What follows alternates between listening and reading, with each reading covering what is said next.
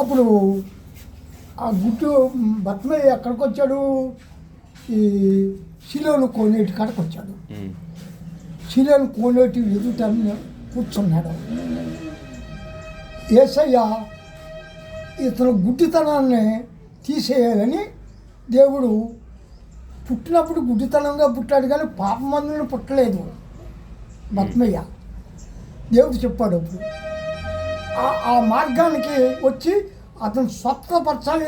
ఈ జనులందరూ స్వతండగానే ఈ జనులందరూ వచ్చి యేసుని వెంబడించే వాళ్ళందరూ చూసేలాగా దేవుడు చేసిన ఉపకారం చూసావా, ఆయన వెంబడించే వాళ్ళు అందరూ చూడాలి, ఆయన చేసిన ఘనకార్యం చూడాలని దేవుడు ఏం చేశాడు. కూడా వస్తున్నారు జనం, పొలోమంటూ వస్తున్నారు. ఇంకా ఊళ్ళంటున్న జనాలు చూడండి, ఓ ఎమ్మెల్యే గారు వస్తుంటే ఎలా పరిగెత్తుకొస్తారు, అలా పరిగెత్తుకొస్తున్నారు. బత్మయ్య ఆ సౌండ్ అన్నాడు, ఇది తప్పు తప్పమంటూ ఉరుకుతుంటారు కదా, ఆ సౌండ్ అన్నాడు. ఇది ఏంటండి ఏంటి దెబ్బదెబ్బ ఉరుకుతున్నారు ఏంటండి అన్నాడు. బత్మయ్య కూర్చొని, ఎందుకురా నువ్వు గుడ్డోడు నీకు కనపడదు, ఎవరు కూడా నీకు నజరేయుడని వేసి వస్తున్నాడు, ఆయన కోసం పరిగెత్తున్నారు అన్నాడు ఒకడు. అందులో అనితోడికి చూడండి, అనితోడికి ఏమన్నాడు, దావీదు కుమారుడు వస్తున్నాడా అన్నాడు అండి. నజరేయుడని యేసు వస్తున్నాడు అని ఆయన అన్నాడు, దావీదు కుమారుడు వస్తున్నాడా అన్నాడు. చూడండి మాట్లాడతాడా, ఆయన అన్న మాటకి ఈయన మాటకి తేడా ఉందా లేదా అన్నాడు. అడిగితాడికి దావీదు కుమారుడా అని పిలిచాడు. చూడండి, దావీదు కుమారుడా అని పిలిచాడు. నజరేయుడని యేసు నన్ను కరుణించవా అన్నాడు.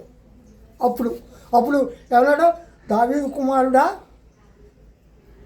నన్ను కరుణించవా అన్నాడు.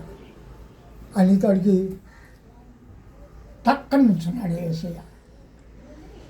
ఎవరి కోసం వచ్చాడు, ఈ జనుల కోసం రాలేదు.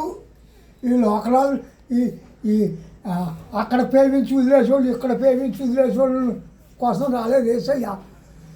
మనస్తత్వంలో దావీదు కుమారుడు నజరేయుడైన యేసుకు తప్ప ఎవరునూ స్వతంత్రపరచరని మాటని విని దాన్ని హృదయంలో పెట్టుకున్నాడు ఎవరో, బత్మయ్య. ఆయన కోసమే వచ్చాడు. ఎప్పుడైతే దావీదు కుమారుడా నన్ను కరుణించవా ప్రభువా అన్నాడు, నజరేయుడైన యేసు నన్ను ఆశీర్వదించవా నాయన అన్నాడు. ఆయన తడికి బాబు తక్కని నిల్చుని అన్నాడు, అయ్యా ఆ బత్మీని నిలరండి, రమ్మని ఇలా తీసురండి అన్నాడు. ఆ బత్మీని ఇలా తీసురండి అన్నాడు యేసయ్య. పురే నిన్ను పిలుస్తున్నాడు రా యేసయ్య, రారా మాతోటి అన్నాడు. ఆయన తల్లి దిక్కుని నడిచి వెళ్ళిపోయాడు. కొల్లేవు వెళ్ళాడు. బత్మయ్య నన్ను పిలుస్తున్నావు, నీకు ఏం కావాలి అన్నాడు. ప్రభువా నిన్ను చూసే కళ్ళు అన్నాడు. లోకాన్ని చూసే కళ్ళు ఇమ్మనలేదు దేవుడు. ఈ బత్మయ్య ఆలోచనలో ఈ లోకాన్ని చూడాలి ప్రభు, నాకు కళ్ళు ఇవ్వని అడగలేదు దేవుడిని. ఏమని అడుగుతున్నా, నిన్ను చూసే కళ్ళు నాకు ఈ ప్రభు అన్నాడు. నిన్ను చూసే కళ్ళు. అప్పుడు వెంటనే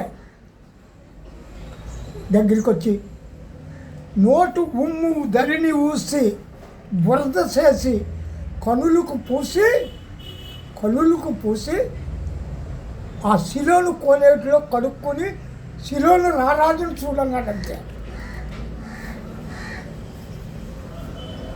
దీన్ని ఎక్కడ పెట్టుకోవాలి అభ్యంతరం లేదు. దీన్ని చూసి ఆనందించాలి, కానీ వాక్యం చెప్పేవాళ్ళు చాలామంది ఉంటారు, చాలా ఉంటాయి, కానీ దాన్ని అనుకూలంగా చెప్పాలి. నాకు చదువు లేకపోయినా సరే దేవుడు నాకు జ్ఞానం ఇచ్చాడు చాలు. ఆ జ్ఞానం చాలు, నాకు ఇంకా ఏం అక్కర్లేదు. ఈ ధనము ధాన్యం కొరకు ఆశించను నేను. నాకు కావాల్సింది దేవుడు కావాలి కాదు. నేను వెళ్ళిపోయే సమయం వచ్చేసింది. నేను ఎప్పుడో 30 ఏళ్ళ మట్టి దేవుళ్ళు నిలసెత్తా వచ్చాను, పడిపోతూ వచ్చాను, లేవ తెచ్చుకుంటూ వచ్చాడు దేవుడు నన్ను. ఇప్పుడు మటుకు లైన్లో పెట్టేశాడు నన్ను. ఇక ఏమి నాకు భయం లేదు, ఇక దిగులు లేదు అయ్యా. అందుకనే ఒకసారి ఆగండి. నా దగ్గర ఏం కోరుస్తున్నావయ్యా నువ్వు అన్నాడు. నిన్ను చూసి కళ్ళు ఇమ్మన్నాడు కదా.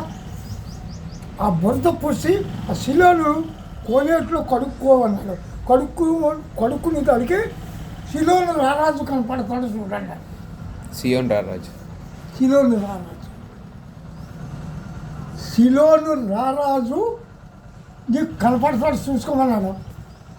ఆ రాజు ఈ కొల్లతో సాత్తులు ఎదుట పరిచయం ఎదుట నిలిచి ఉన్నాడు. అర్థమైందండి. శిలోను రాజు, శిలోను కోనేటి ఎదుట లోకజనులు ఎవరో ఉంటారో ఆ రాజుల్లో రాజుగా నిల్చుంటాడో చూడు రాజుని అన్నాడు. అప్పుడు నిన్ను స్వస్థపరిచినోడు ఎవడో అన్నారు ఈ లోకనాథులు. నిన్ను స్వస్థపరిచినోడు ఎవడో ఆదివారం నాడు. అయ్యా నన్ను స్వస్థపరిచినోడు అడుగు ఆ జిల్లులో. అది స్వస్థపరిచే రాజు ఎవరో తెలుసుకోలేరు మనం. ఆ రారాజు ఎటువంటి వాడో తెలియని వాడు. అందుకనే దేవుణ్ణి ఎవరు పరీక్షించలేకపోయారు. ఆయన జన్మము ఈ భూమి నడిబొడ్డున పుట్టాడు యేసయ్య. ఈ భూమికి నడిబొడ్డున పుట్టాడంటే ఎందుకు పుట్టాడు తెలిసిన?